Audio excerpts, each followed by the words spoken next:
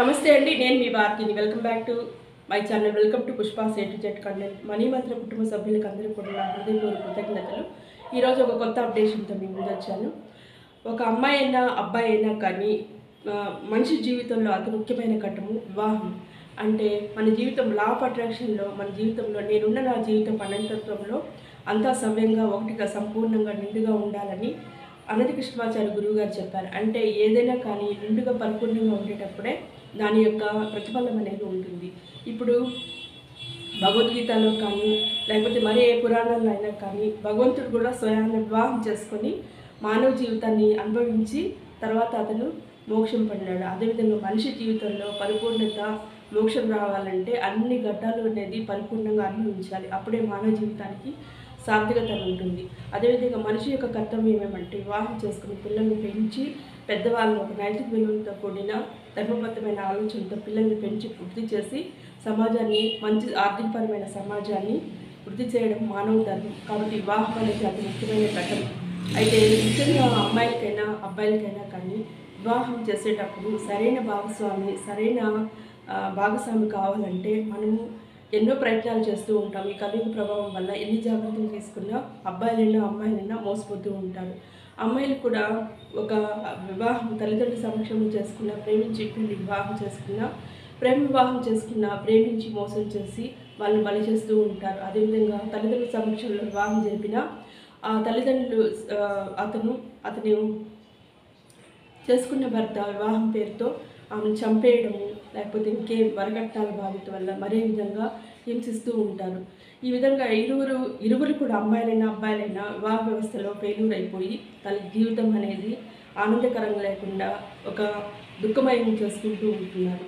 అదేవిధంగా అమ్మాయిలు కూడా వివిధ రకాలైన ఆకర్షణకు గురయ్యి ఆకర్షణకు గురయ్యి అబ్బాయిలు ప్రేమ పేరుతో ఒక చెడు వ్యసనాలతో తిరగడము వాళ్ళ నైతిక శీలాన్ని కూడా పోగొట్టుకుంటున్నారు. అదేవిధంగా అబ్బాయిలు కూడా వయసు విచక్షణ లేకుండా ఒక సెక్సువల్ అట్రాక్షన్తో వయసుతో భేదబంధాలు లేకుండా 6 ఏళ్ల పసిపిల్లల నుంచి 60 ఏళ్ల వయసు వరకు వ్యామోహంతో వాళ్ళు పాడు చేయడం అగాచాలు చేయడము ఇలాంటివన్నీ కూడా ఉంటుంది. అది కాకుండా ఇతర వ్యసనాలైన మందు చర్యలు జరుగుతూ ఉంటాయి. దీనివల్ల వాళ్ళ నిండు రోజుల జీవితం అనేది అమ్మాయిలైనా బయట వివిధ ఆకర్షణలకి లోనవ్వకుండా ఉండడానికి మరియు సరైన భాగస్వామి వచ్చి ధర్మబద్ధంగా అమ్మాయిలకి తోడు నీడగా అన్ని విషయాల్లో తోడు నీడగా ఉండి తనని ప్రేమిస్తూ తనని భరిస్తూ ఒక భర్తగా ఒక స్నేహితుడిగా ఒక తండ్రిగా ఒక తల్లిగా మనకి 3 పూట తిండి పెట్టు మనని భరిస్తూ మనస్ఫూర్తిగా సహకరించే ఒక భర్త లభిస్తే అతడు నిజంగా భగవంతుడు.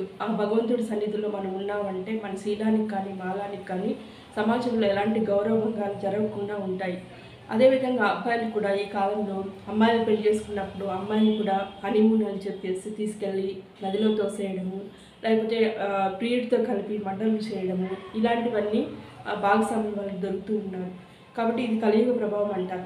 అబ్బాయిలు కూడా ఇలాంటి భాగస్వాములే ఇలాంటి వాటిలో అగాచాలకి గురి కాకుండా మంచి జీవిత భాగస్వామి లభించి ఓపికగా సహనంగా తనను ప్రేమించి బయట ఆకర్షణలకు బయట అందము డబ్బు వాటిని చూసుకోకుండా తన మనసు వ్యక్తిత్వాన్ని చూసి ఒక అమ్మాయి మిమ్మల్ని పెళ్లి చేసుకోవాలంటే ఒక మంచి మార్గం అయితే ఉంటుంది. ముఖ్యంగా యుక్త వయసు వచ్చిన తల్లిదండ్రులకి నేను చెప్పేది ఏమంటే మీ అమ్మాయిలు ఇతర విషయాల మీద ఆకర్షణకు లోనవ్వకుండా నీతిగా నిజాయితీగా ఒక ధైర్యంతో కూడి నైతిక విలువలతో సేఫ్గా ఎక్కడికి పోయినా కానీ సేఫ్గా ఇంటికి తిరిగి వచ్చి వాళ్ళ తప్పేం కాదు. ఈ కలియుగ ప్రభావం అనేది వాళ్ళ మీద ఇంపాక్ట్ అయ్యి వాళ్ళు దిగజారిపోకుండా నైతికతను కోల్పోకుండా సేఫ్గా సురక్షితంగా మన ఇంటికి వచ్చి ఒక ధర్మబద్ధంగా వివాహ వ్యవస్థ అనే దాన్ని ఏర్పరచుకొని పిల్లా పాపలతో దీర్ఘసుమంగా దీర్ఘంగా ఉండాలంటే కూడా ఒక మంచి పరిష్కారం సూక్ష్మంలో మోక్షంగా ఒక చిన్న పరిష్కారం అనేది ఉంది. ఇది 100% రిజల్ట్స్ అనేది ఇస్తుంది. మీకు కానీ రిజల్ట్స్ రాకపోతే నాకు కామెంట్ బాక్స్లో తెలియజేయండి. ఇది 100% సత్యం. ఇలా విధంగా ఈ కలియుగంలో ఇలాంటి ప్రభావాలన్నీ ఉంటాయని మన ఋషులు కానీ మన దేవతలు కానీ దేవుళ్ళు కానీ ఒక చరిత్రని ఇతిహాస రూపంలో పుస్తకాల రూపంలో మనకి అందిస్తారు. అంటే దాంట్లో ఎలా ఉండకూడదు ఎలా ఉండాలి అనే విషయాలన్నీ కూడా అందులో క్షుణ్ణంగా వివరిస్తారు.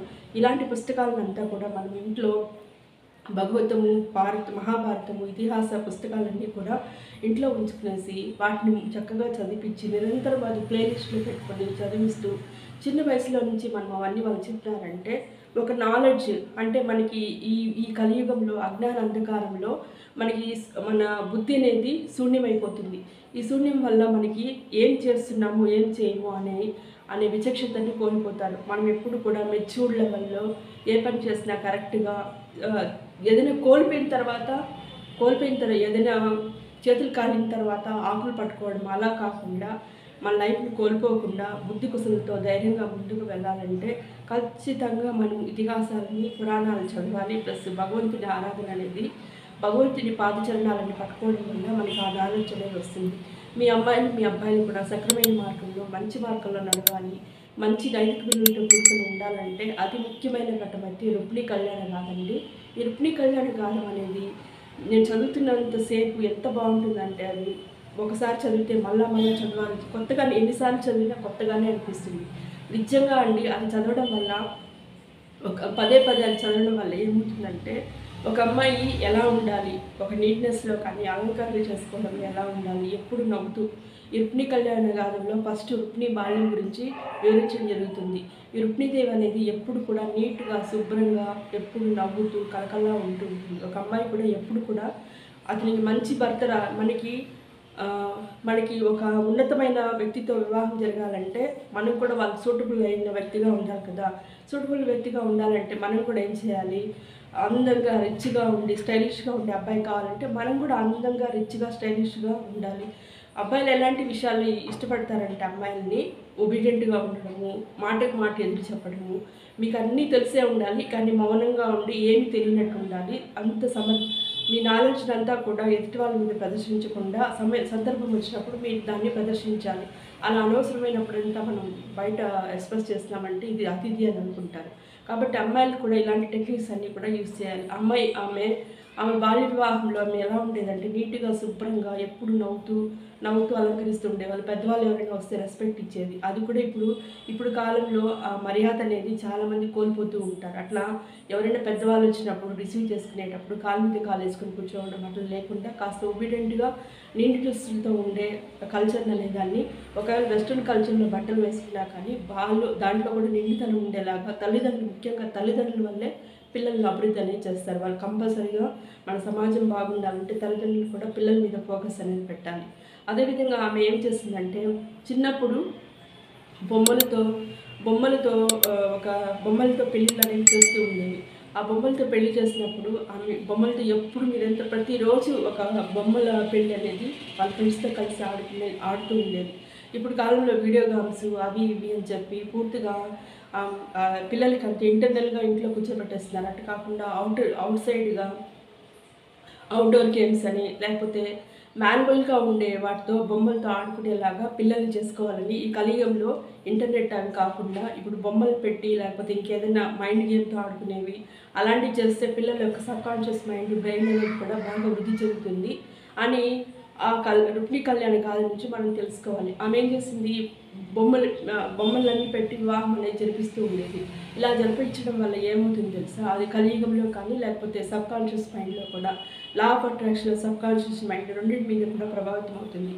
కలియుగంలో ఎలా ప్రభావితం అవుతుందంటే మాటికి ఆ పెళ్ళికి డమ్ టూపు అనేసి కొట్టడము, పెళ్లి జరుగుతున్నట్టు చేసుకోవడం, అట్లా ప్రతిరోజు వివాహానికి సంబంధించిన పిల్లలు ఆడుతూ ఉంటే ఆ వైబ్రేషన్స్ అనేవి మన ఇంట్లో కూడా ఉండి మనలో ఉండే నెగిటివ్ ఎనర్జీ పోయి కళ్యాణ గంటలు అనేవి కూడా బాగా వృద్ధి చెందుతాయి. అదేవిధంగా మన సబ్కాన్షియస్ మైండ్లో కూడా చిన్నప్పటి నుంచి వివాహం అంటే ఏంటి, ఎందుకంటే మ్యారేజ్ అనేది అన్నీ ఉండాలి, మన చదువు ఉండాలి, ఆరోగ్యం ఉండాలి, డబ్బులు ఉండాలి, ఉద్యోగం ఉండాలి, దాంతోపాటు మనకి విలువ గౌరవం కావాలంటే ఒక మంచి లైఫ్ పార్ట్నర్ అనేది వాళ్ళే ఉండాలి.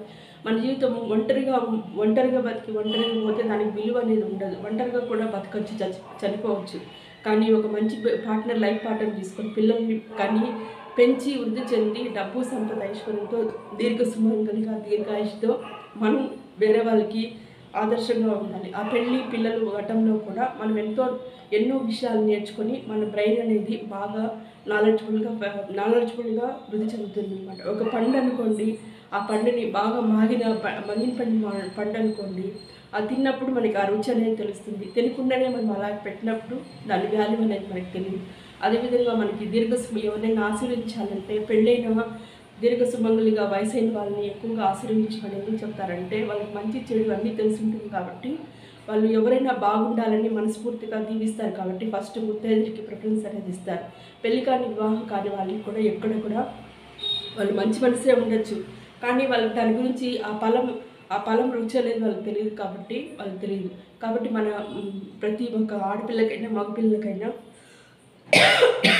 ఆ ముఖ్యమైన ఘటనలో మనం ఒక మంచి లైఫ్ పార్ట్నర్ ఎంచుకుంటే మన నిండు నూరేళ్ల జీవితము సంతోషంగా ఆనందకరంగా ఉంటుంది.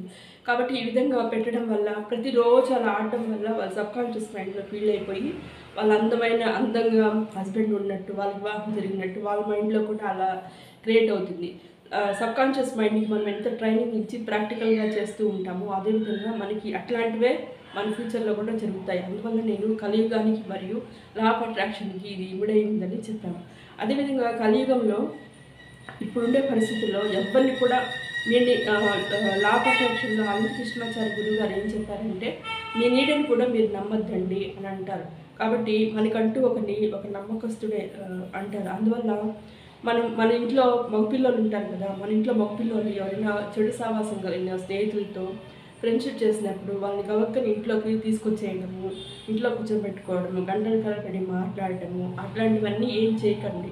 ఎందుకంటే ఏదైనా కానీ గేట్ బయట మాత్రమే చేయండి.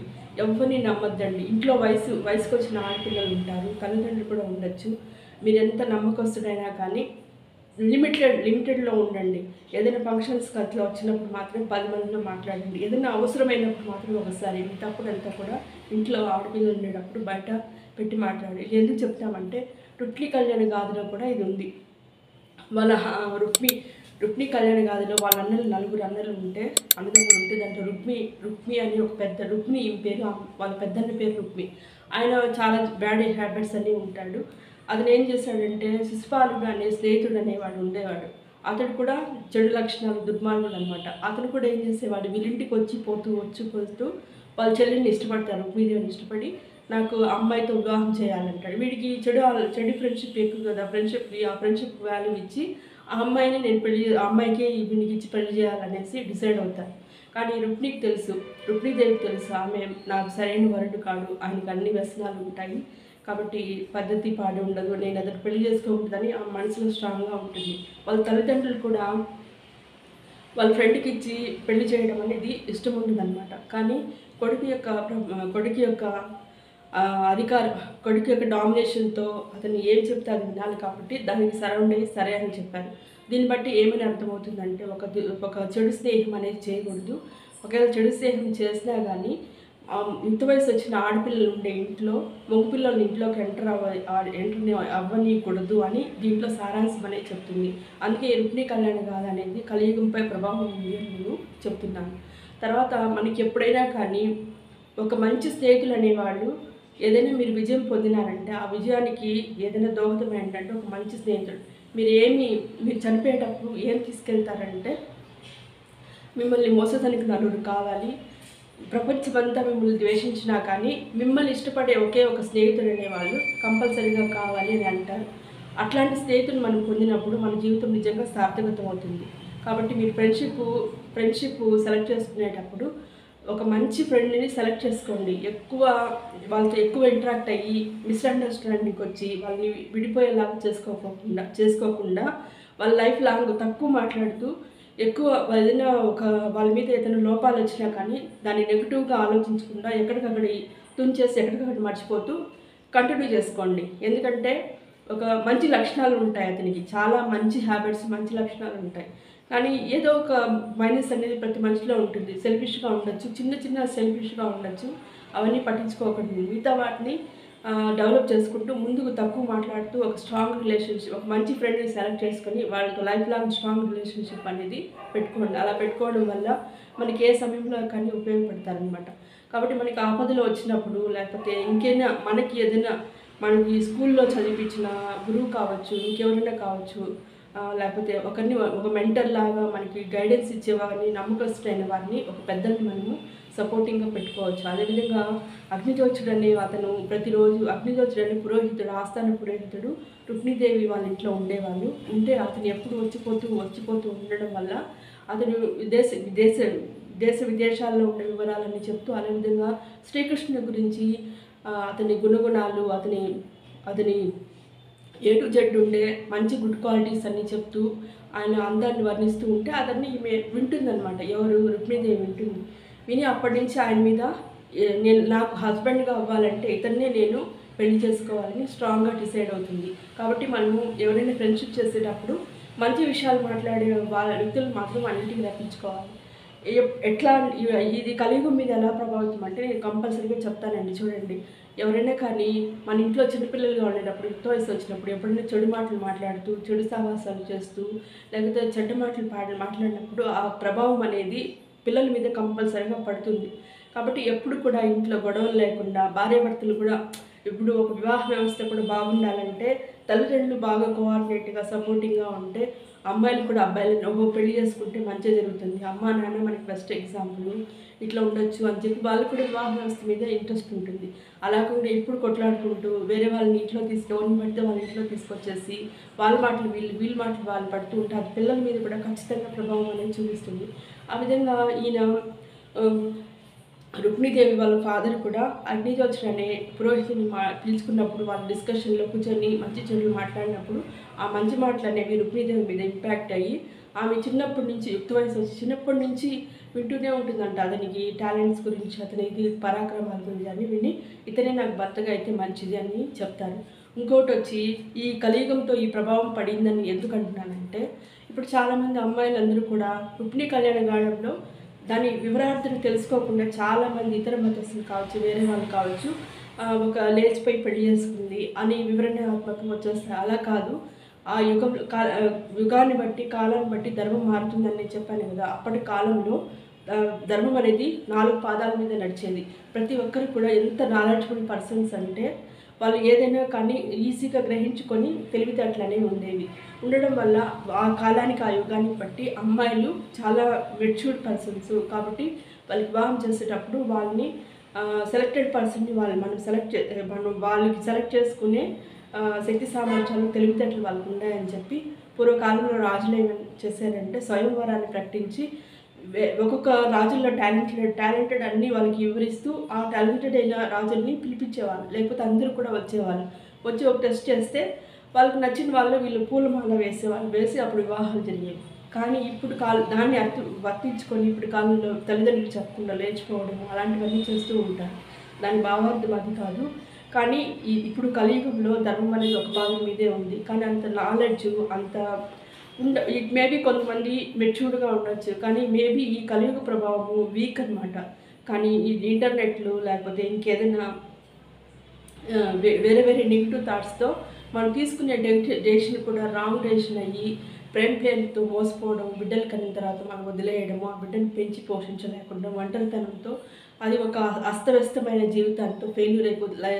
మ్యారేజ్లో లవ్ చేసి మోసం చేసి వెళ్ళిపోవడము, తర్వాత అమ్మాయి నెక్స్ట్ పెళ్లి చేసుకోవాలన్నా కానీ ఆ భర్త అనేవాళ్ళు ఈ ప్రీవియస్ హిస్టరీ చూసి అమ్మాయిని సరిగా చూసుకుంటాడో తెలియదు, పెళ్ళయ్యి బిడ్డని కానీ భర్తను వదిలేస్తూ ఉంటారు. అప్పుడు అమ్మాయి జీవితం అస్తవ్యస్తంగా ఉంటుంది. అదేవిధంగా పెళ్ళైన తర్వాత కూడా ఒక సంస్కారహీనమైన భర్త లభిస్తాడు. ఎలాంటి మాటలు అంటే చెప్పుతో కొడుతూ అనడము, వల్గర్ లాంగ్వేజ్ యూస్ చేయడము, ఒక భార్యని రికగ్నిషన్ చేయకుండా ఏదో ఒక వస్తువులాగా చూడడము, ఇలాంటివన్నీ ఉంటాయి. ఇట్లావన్నీ పోగొట్టి మనకి సంస్కారం అయ్యి మనల్ని గౌరవిస్తూ మనకి సంస్కారంగా మనతో ప్రేమని పంచి మనల్ని సదా రక్షిస్తూ మనకు తోడు నీడుగా ఉంటే మన ప్రపంచాలన్నా గెలిపించవచ్చు. కానీ అంత మంచి జీవిత భాగస్వామి మనకి రావాలంటే ఖచ్చితంగా మనం శ్రీకృష్ణ పాదాలు అనేవి మనము అర్థించాలి. ఆ శ్రీకృష్ణ భగవాన్ని మనం ప్రార్థిస్తే ఈ కలియుగ ప్రభావితమైన ఈ ప్రభావాలన్నీ తొలగిపోయి మనకి ఒక జెన్యూన్ పర్సన్ మనకు భర్తగా లభిస్తాడు. కాబట్టి ఆ మెచ్యూరిటీ అనేది ఇప్పుడు కలికాలంలో లేదు. ఎందుకంటే వేరే నెగిటివ్ ఇంపాక్ట్స్ అంతా కూడా మనుషుల్లో ఏర్పడిపోయి వాళ్ళు రాంగ్ డెసిషన్ తీసుకునే ఛాన్సెస్ ఎక్కువ ఉంటాయి. కాబట్టి తల్లిదండ్రులు వెతికి సెర్చ్ చేసి సరైన అబ్బాయితో వివాహం జరిపించాలనేది ఇప్పుడు కాలం. అవును, అట్లా చేసిన వాళ్ళు కూడా మోసపోయే వాళ్ళు చాలా ఉంటారు కదా అని అంటే మీరు దాని గురించి బాధపడాల్సిన అవసరం లేదు. కానీ 10 మందిలో వివాహం చేసి 100 మందిలో వివాహం కట్టుకొని వివాహం చేస్తే ఆ గౌరవమే వేరు నీకు. సమాజం కూడా నిన్ను సపోర్టింగ్ చేస్తుంది. సమాజం కూడా నీ మీద జాలి పడుతుంది. అమ్మాయి తప్పు లేదు, చేశారు, అది ఇది ప్రభావం అని అనుకుంటారు. కాబట్టి తల్లిదండ్రులు కష్టపడి చేసిన పెళ్ళిలో కూడా ఫెయిల్యూర్ కాకూడదంటే మీరు ఖచ్చితంగా ఇంట్లో అనేది హిందూస్ అనేవాళ్ళు ప్రతి ఒక్కరు కూడా రుక్మిణీ కళ్యాణ గాథ అనేది చదవడం చాలా ముఖ్యము. శ్రీకృష్ణ భగవంతుని పూజించడం అనేది కంపల్సరీ. ఇప్పుడు మీరు చిన్నప్పటి నుంచి కూడా ప్రతి శుక్రవారం మీరు వీలుంటే ఒక వారానికి ఏ వారం శుక్రవారం చేయొచ్చు. వీలు లేకపోయిందంటే ఏ వారం స్నానం చేసి శుభ్రంగా ఆ పుస్తకం అయితే చదివి చిన్నపిల్లలకి వినిపించండి. రుక్మిణీ క్యారెక్టర్ ఎలా ఉండాలి, భర్తతో ఎలా నడుచుకోవాలి, ఎలాంటి వాళ్ళ ఇంటికి రానివ్వకూడదు, ఎలాంటి వాళ్ళని మెంటర్గా పెట్టుకోవాలి, ఇట్లాంటివన్నీ కూడా అందులో ఉంటాయి. కాబట్టి ఇవి కంపల్సరీగా మన ఇంట్లో పిల్లలకి మీరు చదివించడం ఎంతైనా ముఖ్యం. ఇప్పుడు మీరు పిల్లలకి దానికి ఒక ప్రొసీజర్ అనేది ఉంటుంది.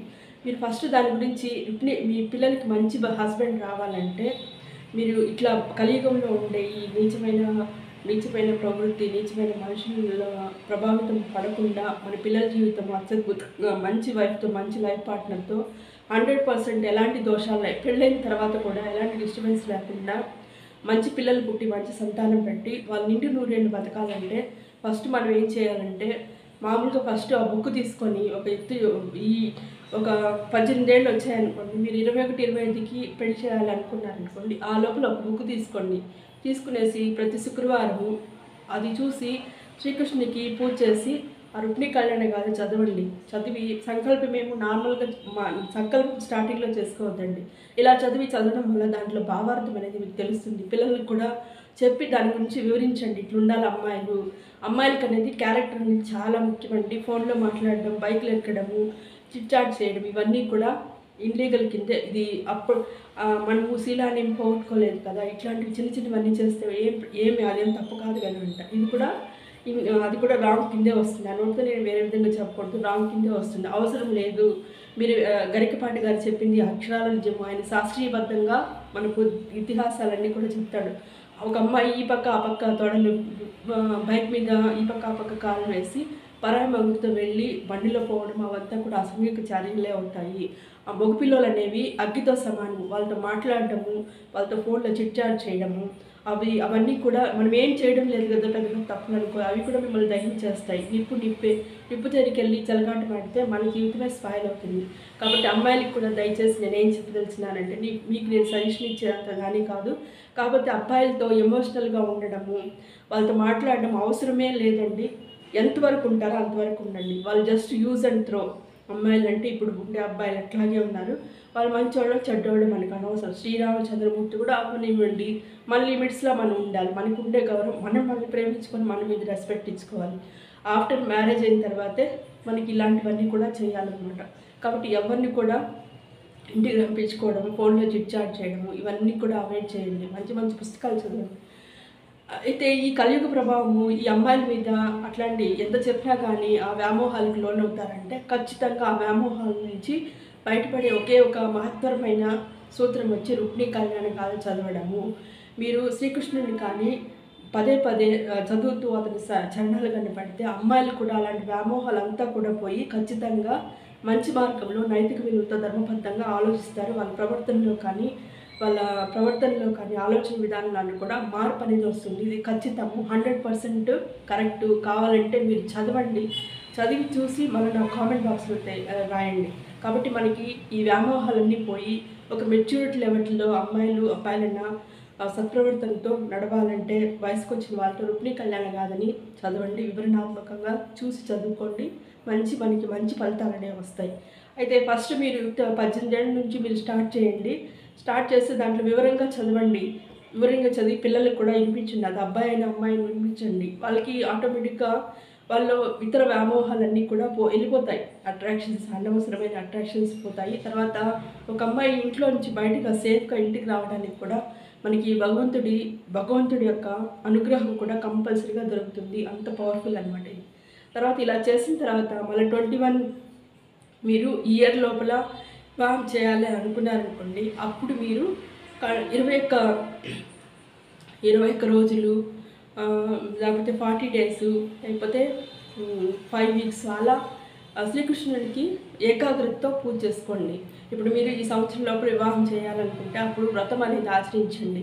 ఆ వ్రతం ఎలా చేయాలి ఏమనేది ఆ పుస్తకంలో అనేది ఉంటుంది. ఆ పుస్తకం తీసుకొని దాంట్లో వివరణాత్మకంగా చూసి కంటిన్యూస్గా 21 రోజులు కంటిన్యూస్గా 40 రోజులు శ్రీకృష్ణ అష్టోత్తరం పూజ చేసి రుక్మిణి కళ్యాణం కాదు చదివి తర్వాత ముత్తైదుకి లాస్ట్ రోజు 5 మంది ముత్తైదులు కానీ 11 ముత్తైదులు సారము వాళ్ళకి తాంబూలు అనేది ఇచ్చుకోవచ్చు అనమాట.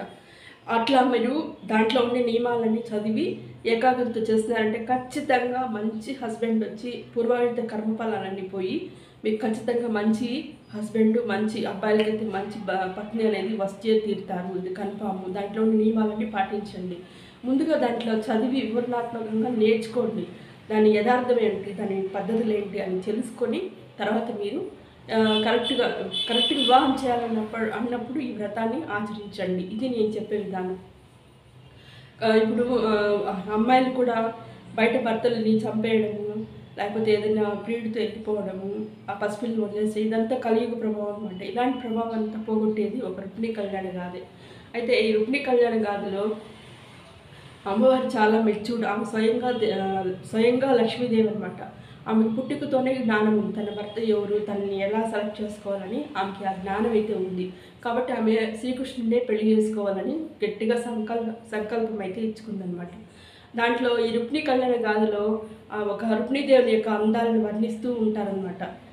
అదేవిధంగా కృష్ణుడి యొక్క అందాన్ని కూడా వర్ణిస్తూ ఉంటాడు. ఇలా పదే పదే చదవడం వల్ల ఏమవుతుందంటే మనం కూడా ఒక అందమైన హస్బెండ్ని ఆ రూపలావణ్యాన్ని చదివి మైండ్లో ఆలోచిస్తూ ఉండడం వల్ల సబ్కాన్షియస్ మైండ్లో ఫీడ్ అయ్యి మనకు కూడా అందమైన భర్త అనేది వస్తారు. ఇది అందువల్ల నేను చెప్పిన ఇది లా ఆఫ్ అట్రాక్షన్తో ఇవ్వడం ఉందండి.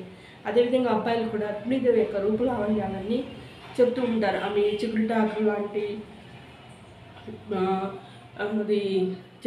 లాంటి తర్వాత పాలబుగ్గలు అని చెప్పి చిగురుటాకు పెదాలని చెప్పి తర్వాత కమలాలు లాంటి కళ్ళని తర్వాత సన్నని నడుమని వక్షాలు ఇలా ఉంటాయని చెప్పి ఇలా అని వర్ణిస్తూ ఉంటారు.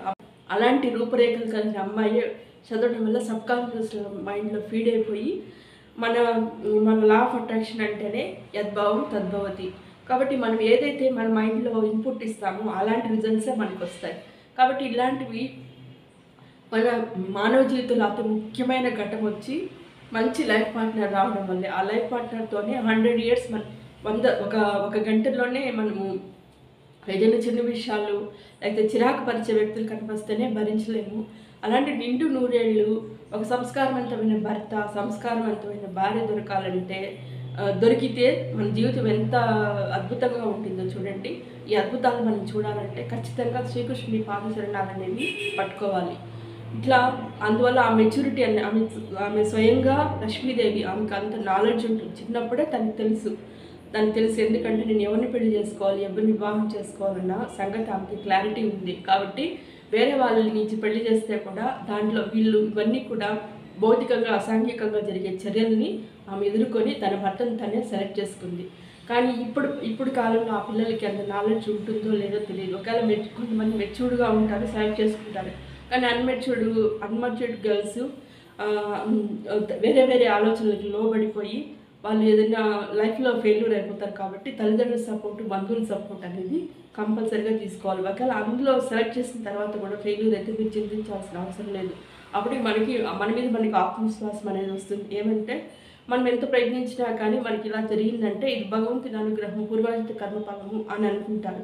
అట్లాంటివన్నీ కూడా తొలగిపోవడానికి మనం రుక్మిణి కళ్యాణ గాథ అనేది కంపల్సరీగా జరిపించాలి. తర్వాత ఇది నేను చెప్పాను కదండి, ఇది ఆమె ఏజ్పై వెళ్ళి పెళ్లి చేసుకోవడం కాదు. ఆ మెచ్యూరిటీ లెవెల్స్ అనేవి అమ్మ స్వయంగా లక్ష్మీదేవి కాబట్టి ఆమెకు తెలుసు. కాబట్టి ఆ నాలెడ్జ్తో ఆమె అతన్ని వివాహం చేసుకోవాలనేది. జన్మజన్మలకు కూడా అతనే భర్త కాబట్టి మానవ కళ్యాణం కోసం వాళ్ళు భూమి మీద వచ్చారు. కాబట్టి శ్రీకృష్ణుడికి రుక్మిణీదేవికి ఇద్దరికి ఆ నాలెడ్జ్ వాళ్ళు ఉంది కాబట్టి వాళ్ళు సెలెక్టెడ్ చేసుకున్నారు అనమాట. కాబట్టి అది కాకుండా ఆ కాలయుగంలో ఆ ధర్మంలో అమ్మాయిలకి యుక్త వయసు వచ్చిన అమ్మాయిలు పురుషుడిని వాళ్ళ వివాహం చేసుకునే భర్తని ఎంచుకునే ఒక నాలెడ్జ్ చేసుకోవచ్చని ఒక ధర్మం అనేది దాంట్లో ఉంది. కాబట్టి దాని ప్రకారం వాళ్ళు వెళ్ళారు. అయితే ఇంకోటి చూడండి, ఇంట్లో ఈ రుక్మి ఏం చేసేవాడంటే చాలా డామినేటెడ్ పర్సన్. తల్లిదండ్రులు కూడా లెక్క చేసేవాళ్ళు కాదు. వాళ్ళ చెల్లి వాళ్ళ అన్నని ఆమె రిక్వెస్ట్ చేస్తుంది, నాకు వద్దు నేను చేసుకోను అంటుంది. అదే విధంగా ఇప్పుడు కలియుగ కాలంలో కూడా అన్నలంతా కూడా ఆడపిల్లల్ని విచక్షితంగా చూడడము, వాళ్ళ మీద డామినేట్ చేయడము, ఇట్లాంటి సంస్కారహీనంగా కూడా కొంతమంది ఉంటారు. బయట పోతే అబ్బాయిలు అఘాయిత్యాలు చేస్తున్నారు, ఇంట్లో అయితే విచక్షణ చూపిస్తున్నారు. ఇట్లా అమ్మాయిలు అన్ని విధాలుగా బలవుతూ ఉన్నారు. పెళ్ళైన తర్వాత పెళ్ళికి ముందు బయట అంతా కూడా ఇట్లాంటివన్నీ ప్రభావాలు పోయి మనం ధైర్యంగా ఆత్మవిశ్వాసంతో ఉండాలంటే మనకి ఆ మాయ నుంచి మన ప్రలోభితం కాకుండా బయట అఘాయిత్యాల నుంచి మనం కాపాడేది ఒకే ఒక దైవం వచ్చి శ్రీకృష్ణ భగవంతుడు. శ్రీకృష్ణ భగవంతుని పాదచరణాలు పెట్టుకుంటే మనకి లైఫ్ పార్ట్నర్ అనేది మంచి లైఫ్ పార్ట్నర్ అనేది దొరుకుతారు. మన జీవితం చాలా అద్భుతంగా ఉంటుంది. ఏదైనా సమస్య వచ్చినప్పుడు కూడా దాన్ని మెచ్యూర్డ్గా ఎట్లా సాల్వ్ చేసుకోవడానికి మనము ఇలాంటి పురాణ గాథలన్నీ చదివినప్పుడు మనకు ఆ నాలెడ్జ్ అనేది వస్తుంది. ఈ విధంగా అయితే ఇందులో రుక్మిణీ కళ్యాణ గాథలో ఇంకోటి కూడా తెలుస్తుంది. మనకి ఏదైనా ఆపద వచ్చినప్పుడు మంచి సజెషన్ ఇచ్చే ఒక స్నేహితుడిని కూడా మనం ఎంచుకోవాలని తెలుస్తుందన్నమాట. ఇప్పుడు శిశుపాలుడు రుక్మిణీదేవిని శ్రీకృష్ణ భగవంతుడు ఎత్తుకొని పోయి అతను ఓడించి తీసుకెళ్ళిపోయేటప్పుడు తర్వాత శిశుపాలుడికి జరాసంధుడు అనే స్నేహితుడు ఉంటాడు. ఆ స్నేహితుడు ఆయనకు చెప్తాడనమాట, నువ్వేం బాధపడద్దు, ఇదంతా కర్మఫలము, వాళ్ళు చాలా బలమైన వాళ్ళు, ఒకసారి ఫెయిల్యూర్ అయితే ఏంటి, మళ్ళా కూడా వెళ్ళొచ్చు అని ఓదార్చి దాన్ని ఇంటికి పంపించడానికి ప్రయత్నం అనేది చేస్తాడనమాట. ఈ విధంగా మనం స్నేహితుల్ని ఎంచుకున్నప్పుడు ఒక మంచి సజెషన్ ఇచ్చే స్నేహితులు కూడా మనకు ఉండాలని రుక్మిణీ కళ్యాణ గాథలో తెలుస్తుంది. తర్వాత ఇక్కడ రుక్మికి ఏం చేస్తాడంటే మళ్ళీ ఇతను ఈగో అనేది సాటిస్ఫై అయ్యకుండా నెత్తుకొని వెళ్ళిపోతుంటే మళ్ళీ అతను వెంబడించినప్పుడు శ్రీకృష్ణ భగవంతుడు మూతి ముక్కు కొరిగి అతన్ని పక్కన పెడుతుంది. అతన్ని చంపేదానికి కత్తెత్తినప్పుడు ఆమె రుక్మిణీదేవి ఏం చేస్తుంది, అతని కాళ్ళు అనేది పట్టుకుంటుంది. అంటే అమ్మాయి అనేది ఎంత అమ్మాయిగా పుట్టడం గొప్ప అదృష్టం. ఆమెలో మాతృత్వం అనేది చివరి వరకు ఉంటుందన్నమాట. అంటే అమ్మగారి మీద మమకారం అనేది చచ్చి గొంతులో పోయేంత వరకు వాళ్ళ అమ్మగారి నుంచి ఇంత సారం వస్తుందని ఆలోచిస్తుందంట. అమ్మాయి అనేది వాళ్ళ మనస్సు అనేది అంత గొప్పది, అంత బాధ్యత, అంత ప్రేమతో కూడినది అమ్మాయి. వాళ్ళని ఎన్ని దురాక్రమణలు చేసినా వాళ్ళ శ్రీకృష్ణుని పాదాలని పట్టుకుంటుంది. ప్లీజ్ మా అన్నను వదిలేయండి, మా అన్న మంచివాడు కాదు, అయినా కానీ మీరు అతను ఏం చేయొద్దండి అని చెప్తుంది. అంటే అబ్బాయిల కంటే వాళ్ళు రూడుగా, బాధ్యతారహితంగా, ప్రేమరహితంగా ఉంటారు. కానీ అమ్మాయిలు ప్రేమతో కూడి బాధ్యతతో అమ్మగారి ఇల్లన్నా కానీ ఎంతో మమకారం ఉంటుంది. పట్టుకున్నప్పుడు అతను ఏం చేయకుండా మూతి గడ్డం కొరిగి వదిలేస్తాడు. ఆ విధంగా ఆమె మళ్ళీ ఏడుస్తూ ఉంటే ఈయన బలరాముడు వచ్చి చెప్తూ ఉంటాడు, ఇవన్నీ కూడా మీరు స్వయంగా రుక్మిణీదేవి వాళ్ళన్నీ ఓడిపోవడము, ఇంట్లో నుంచి పారిపోవడం అవన్నీ చూసి చాలా దుఃఖిస్తూ ఉంటే బలరాముడు చెప్తాడనమాట, అమ్మ నువ్వు స్వయంగా లక్ష్మీదేవి అవతారము, ఇవంతా మానవ జీవితము, ఇట్లాంటివన్నీ కూడా అవంతా కూడా పర్మనెంట్ కానిటివి, అవన్నీ కూడా ఒక భ్రమలో లాంటివి.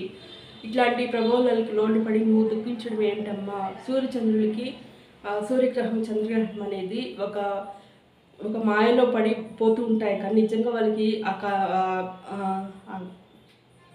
దోషాలు అనేవి అంటుకోవు, ఇవి వస్తూ ఉంటాయి పోతూ ఉంటాయి. కానీ ఒరిజినల్గా వాటికి కలంకితమైన వాటిగా ఉండరు. కాబట్టి ఇట్లాంటి ప్రభావాల కంటే కూడా నువ్వు ఇప్పుడు సూర్యగ్రహణం వస్తుంది, చంద్రగ్రహణం వస్తుంది, కానీ సూర్యుడికి చంద్రుడికి ఆ గ్రహణం అనేది ఉండదు, ఆ ఛాయ వచ్చిపోతుంటుంది, కానీ వాటికి మచ్చలు అనేవి పడవు. అట్లే విధంగా ఇక్కడ పుట్టుక మరణం అనేది సహజము. కాబట్టి ఇవన్నీ నువ్వు స్వయంగా అమ్మవారమ్మ, నీకు ఇలాంటి చిన్న చిన్న వాటి మీద మీరు వ్యామోహాలు అవ్వాల్సిన అవసరం లేదు, వస్తూ ఉంటాయి పోతూ ఉంటాయి, నువ్వు ఎడమ ధైర్యంగా ఉండు అని చెప్తారు. తర్వాత ఆమె ఇంటికి తీసుకెళ్ళిన తర్వాత అంగరంగ వైభవంగా వివాహం జరిగి వాళ్ళిద్దరూ సురక్షితంగా భద్రంగా ఆమెను చాలా ప్రేమతో మంచి ఆదర్శమైన దంపతులుగా ఉంటారు. స్వయంగా భగవంతుడు కిందకు దిగి ఏ విధంగా ఆదర్శప్రాయంగా మనుషులు జీవించాలి అని చెప్పడానికి ఇలాంటి ఘటనలు అనేవి ఉంటాయి. కాబట్టి ఇట్లా వివాహం అనేది జరిగింది. ఇందులో మనం తెలుసుకోవాల్సిన నీతి అనేది ఇది అనమాట. మెచ్యూరిటీ ఉంటుంది, మంచి ఫ్రెండ్స్ని వివాహం ఒక యుక్త వయసు వచ్చిన అమ్మాయికి ఆ మెచ్యూరిటీ అనేది ఉండాలి. బయట ఆకర్షణ అందంగా ఉంటాడు, శాలరీస్ ఇంత వస్తుంది అంత వస్తుంది అని చెప్పి వాళ్ళ ప్రభావాలు పోయి వాటి మోసగాడై వాటి చేతుల్లో అంతకుముందే 2 పెళ్ళిళ్ళు వేసుకొని లేకపోతే 2 అమ్మాయిలతో ఇల్లీగల్ కాంటాక్ట్ పెట్టుకుంటారు. అట్లాంటివన్నీ కాకుండా మనం సరిగ్గా సెర్చ్ చేసి వాడు మంచోడు అబ్జర్వ్ చేసే నాలెడ్జ్ బుద్ధి మనకుంటే మన తల్లిదండ్రులు ఎదిరించుకోవడం మనం సెలెక్ట్ చేసుకొని తల్లిదండ్రులు ఒప్పించుకోవచ్చు. మనకు ఆ నాలెడ్జ్ లేనప్పుడు తల్లిదండ్రులు బంధువుల సపోర్ట్ అనేది తీసుకోవడం ఎంతైనా ముఖ్యం. తర్వాత ఏంటి, ఒక మెంటర్ అనే వాళ్ళు కంపల్సరీగా మనకు ఉండాలి. మన మంచి మంచి చెడులు చూసి ఒక ఫ్యామిలీ మెంబరు, ఫ్రెండ్స్ అనే వాళ్ళు మనం సెలెక్ట్ చేసుకున్న అతనితో ఆ ఫ్రెండ్షిప్ రిలేషన్ అనేది స్ట్రాంగ్గా పెట్టుకోవాలి. తర్వాత ఒక మంచి స్నేహితుని ఎంచుకోవాలి. చెడు స్నేహాలు చేసి చెడు స్నేహితుని ఇంటికి రప్పించుకోవడం వల్ల ఆ ఇంపాక్ట్ అనేది ఇంట్లో ఉండే యుక్త వయసుకు వచ్చిన ఆడపిల్లల మీద పడుతుంది. కాబట్టి చెడు స్నేహితులైన వాళ్ళని ఫ్రెండ్షిప్ చేయకూడదు. వాళ్ళు చేసినా కానీ ఎవరినంటే వాళ్ళు పెట్టి ఇంట్లోకి రానికూడదని చెప్తారు. అదేవిధంగా పెళ్ళిళ్ళకి బొమ్మల్ని పెట్టి వివాహాలు చేయడము, తర్వాత రుక్మిణీ కళ్యాణం చదవడం వల్ల ఇంట్లో బొమ్మలు పెట్టి ఆమె బొమ్మ పెళ్ళి చేయడం వల్ల పదే పదే ఆటలు ఆడడం వల్ల అవన్నీ కూడా ఆ మైండ్లో సబ్కాన్షియస్ మైండ్లో ఫీడ్ అయ్యి తిరిగి అంతే అంగరంగ వైభవంగా పెళ్ళి అవ్వడానికి వివాహం అవుతుంది. యద్భావం తద్భవతి అని అంటారు. మనం ఏదైతే మంచి పనులు చేస్తూ మంచి ఆలోచనలో ఉంటే అదే మన మనసులో ఫీడ్ అయ్యి అదే మనకి జరుగుతుంది. తర్వాత ముఖ్యంగా ఈ రుక్మిణీ కళ్యాణం కాదని ఒక్కోసారి 40 సార్లు అని 21 సార్లు చదవాలి ఒక రోజుకి అని చెప్తూ ఉంటారు. అలా చదవడం వల్ల లా ఆఫ్ అట్రాక్షన్తో కూడా అది ఇంక్లూడ్ అయి ఉంటుంది.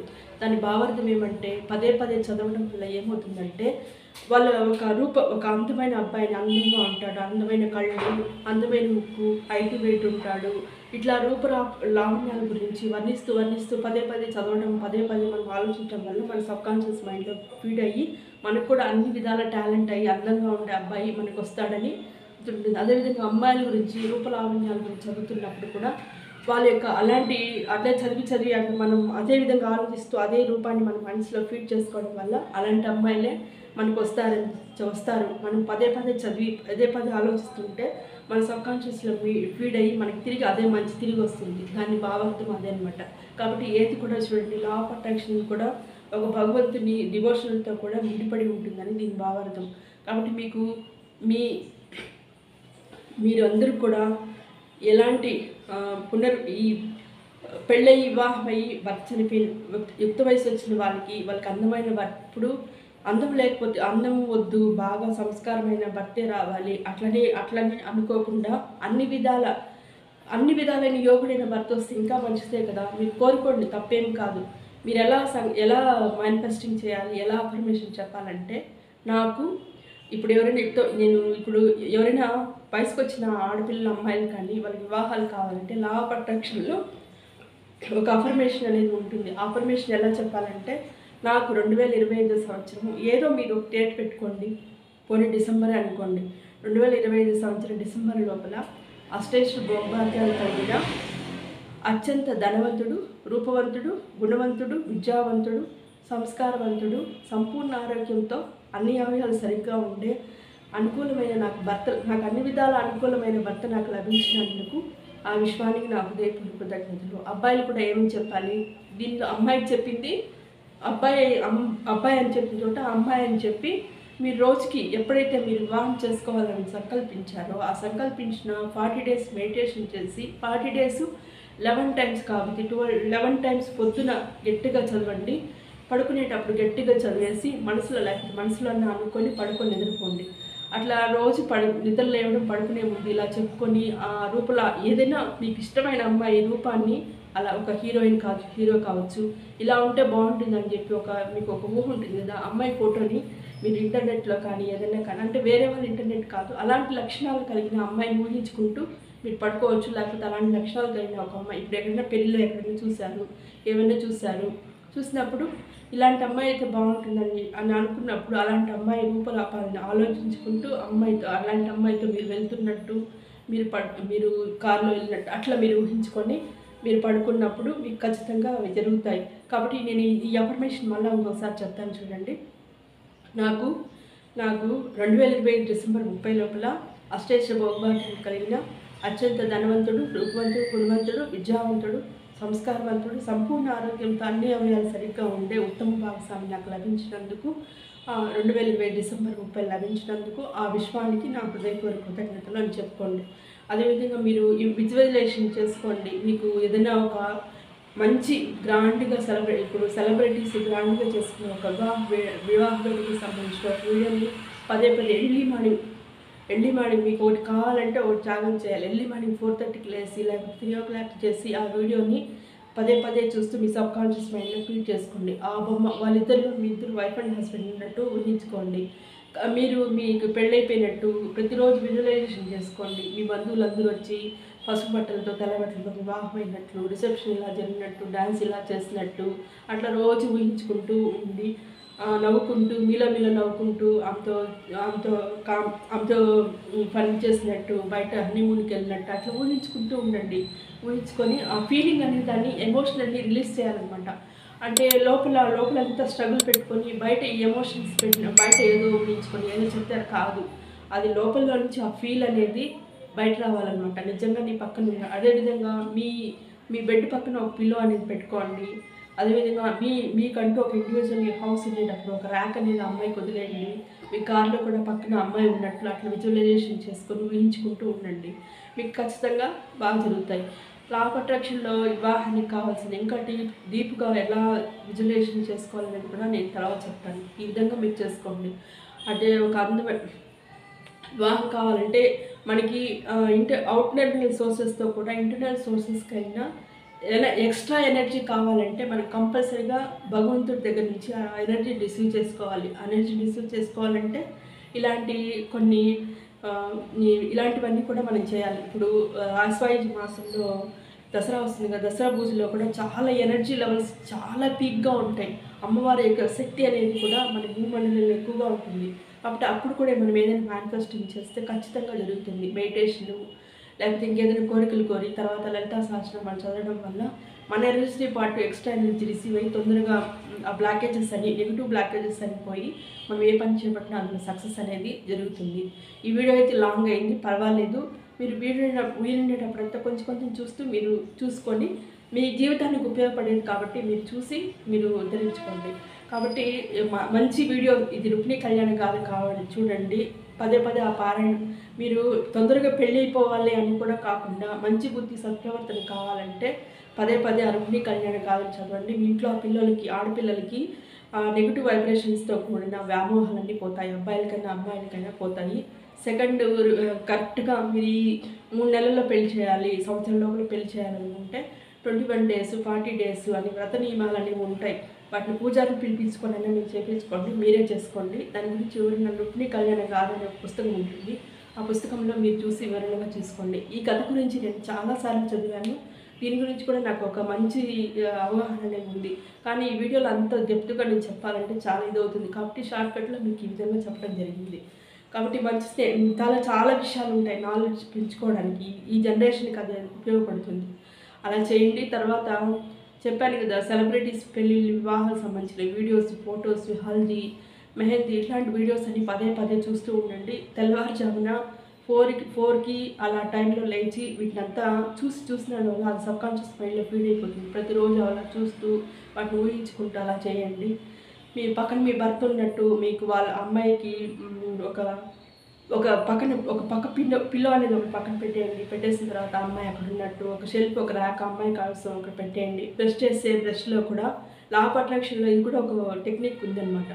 మనం 2 బ్రషెస్ అనేవి పెట్టుకోవాలి. బాత్రూంలో ఒకటి అమ్మాయికి అని చెప్పి, ఒకటి నాకు అని చెప్పి అట్లా కొన్ని టెక్నిక్స్తో ఇమాజినేషన్తో మనం ఊహించుకుంటూ నవ్వుకుంటూ మనం ఆ ఎనర్జీ లెవెల్స్ లోపల నుంచి అంతర్గతంగా మనం ఫీల్ అవ్వాలి. లోపలంతా స్ట్రగుల్ అయ్యి పైన ఏదో అని కాకుండా నమ్మకంతో విశ్వాసంతో నిజంగా పెళ్ళైనప్పుడు ఊహించుకుంటూ ఉంటే లోపలంతా కూడా ఆ ఎనర్జీని అనేది ఫ్లో అవుట్ చేయడం వల్ల తొందరగా మనం పాజిటివ్ ఎనర్జీని ఫ్లో అవుట్ చేయడం వల్ల యూనివర్స్తో కనెక్ట్ అయ్యి తొందరగా అట్లాంటి ఫలితాలు అనేవి వస్తాయి. ఈ వివాహం జరగడానికి కూడా మళ్ళీ ఇంకొక టెక్నిక్స్ అనేది ఉన్నది. ఒక 1 by 1 నేను చెప్తూ ఉంటాను.